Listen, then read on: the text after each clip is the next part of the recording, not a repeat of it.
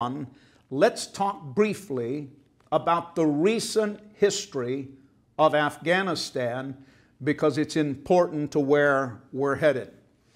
Needless to say, unless you've been living off grid, Afghanistan's history is replete with wars and violent conflicts, including, most recently, the more than 3 decades of foreign occupation, civil war, and the insurgency since around 1978. Now, I cannot take in one brief setting and in one brief teaching and bring you up to speed on the ancient history of Afghanistan and the Pashtuns and that part of the world. I feel it more important, for sake of time, that you at least understand a brief modern history of Afghanistan, because we can't control where Afghanistan has been, but the Bible tells us where Afghanistan is headed, as well as much of the world. Afghanistan and much of the Islamic world is intent to destroy what they call, translated from their native language, Little Satan. And Little Satan to the Islamic world is Israel. But they're equally focused upon eliminating what they call, again translated into our English language, the Great Satan. And the Great Satan to the Islamic world is the United States of America. So in your notes, one of the things that I want you to learn today for future understanding of end-time Bible prophecy is that the Islamic world exists to fulfill holy war or jihad against the little Satan, which is Israel, and the great Satan, which is the United States of America. Even their world leaders from various Islamic nations have openly declared, historically, recently, in major world conclaves and events, that they exist to wipe the United States and the Jewish state of Israel off of the face of the earth. And as you can see by graphic images on news stations, their hatred certainly is not hidden.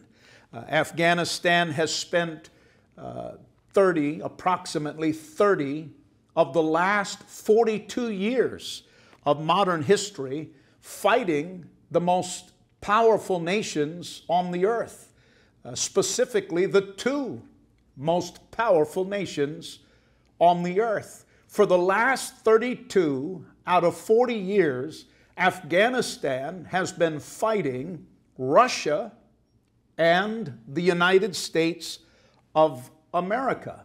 The Soviet Union and the Russian coalitions have fought for 10 years in Afghanistan, and the American military has fought in Afghanistan for the last 20 years.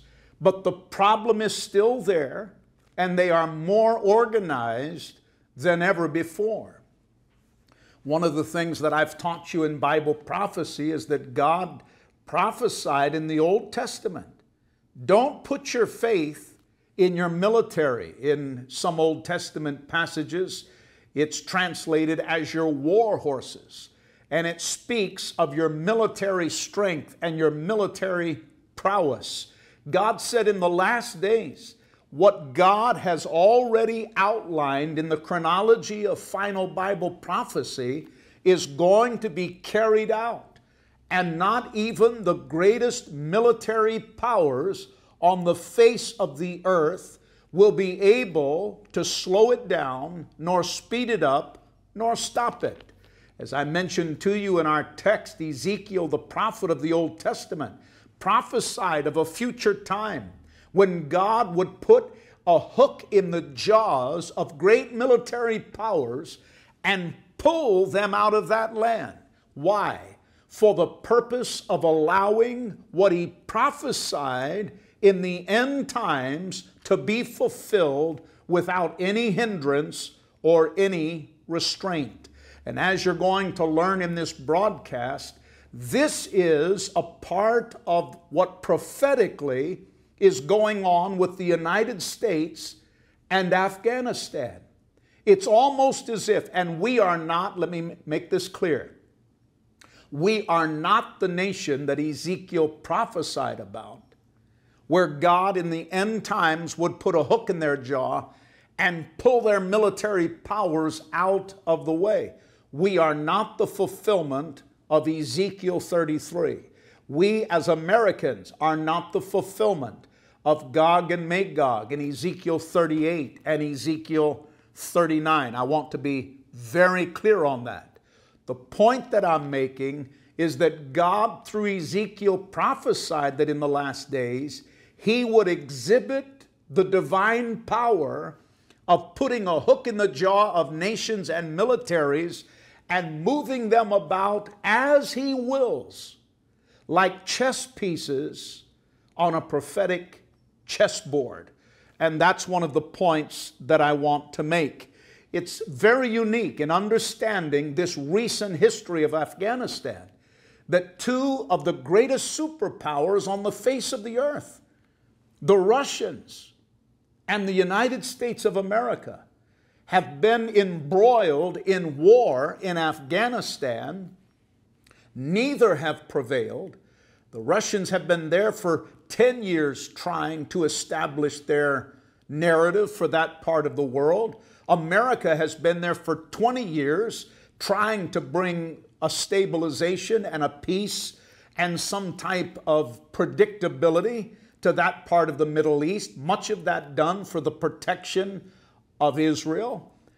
But both nations, Russia and now America, have been embarrassed by a much smaller nation and a military power that wouldn't even rank anywhere near the top contenders of modern warfare.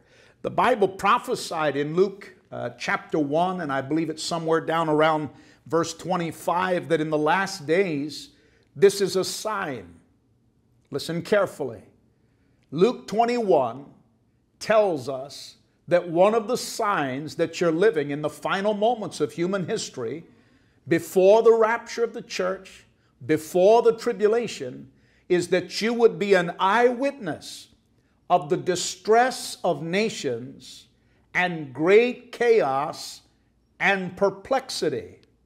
I can't think of a better verse in the Bible to describe the horrendous American failure in Afghanistan more than distress of nations and the perplexity and the chaos of the end times. The Afghanistan problem that we're facing, I want to be careful because I don't want to be mean-spirited and I don't want to be harsh. But how could you describe it as anything less than an abject failure of our military? And listen, I'm not taking any shots at our military. I support our military.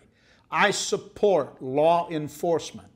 I am perfectly aware of the fact, as I hope you are, that they can only carry out the objectives and the orders that are given to them from their military leaders, and their military leaders are being dictated to by a current political narrative. And so I am not demeaning the American military. They are caught in a power of decision making that was not their own, but you cannot call it what it is not. It is one of the greatest American abject military failures in the history of our nation. The United States has lost somewhere between 2,500, 3,000 soldiers in Afghanistan in this supposed peacekeeping stabilization effort. But if you didn't know that, listen to what I'm about to tell you. America has spent $273 million per day for 20 years to try to bring stabilization to Afghanistan and that region of the world. That is not a misquote.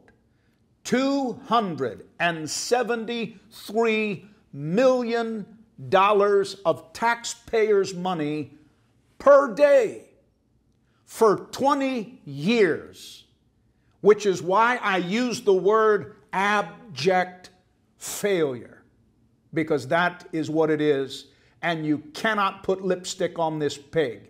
It is one of the worst military failures in the history of our nation, especially when you compare the power of the American military and what we have for tools and weapons and planes and drones and tanks and on and on.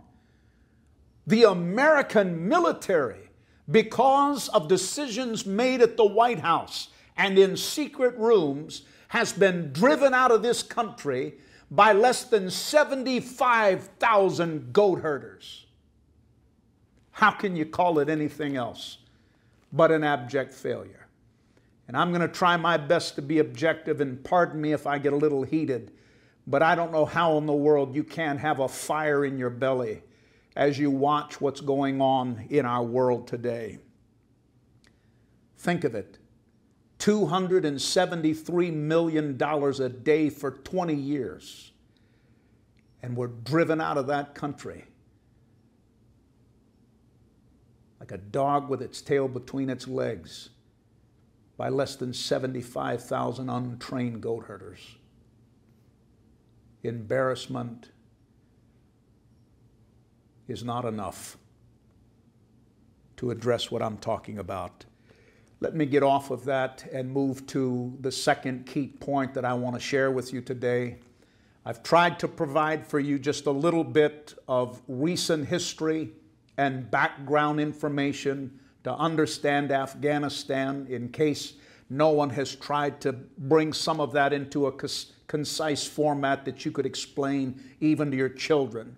But number two, let's talk a little bit about the geography of Afghanistan, because geography, listen, geography in final Bible prophecy is of utmost importance. Write that down.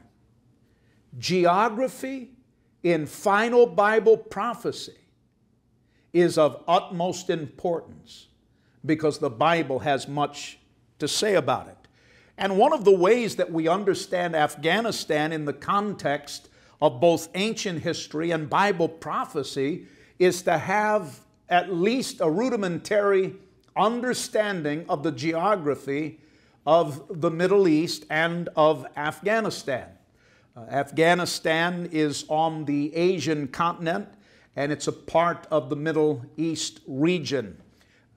I brought a couple of maps to kind of highlight what we're looking at today and provide that for you so that if you're listening to our YouTube channel, you can hit pause and study that map perhaps a little better. I want you to understand the geography of this. Again, geography is of utmost importance in final Bible prophecy. Russia is to her north. The Arabian Sea is to her south. Pakistan, India, China are to her east, and major players of Iran and Iraq are to her west. The Muslim world stretches from the far reaches of Western Africa all the way to Southeast Asia. There are 57 Islamic countries in this region of the world, and by and large, they cooperate and work together upon Islamic narratives in that region. The military powers in the Muslim world are ever changing, and this data is fluid, but I thought it might be educational and informative in the context of Bible prophecy. I'd like to show to you what are currently the top 5 military powers in this region of the world. Number 5 is Pakistan. And Pakistan has active personnel that number at around 637,000.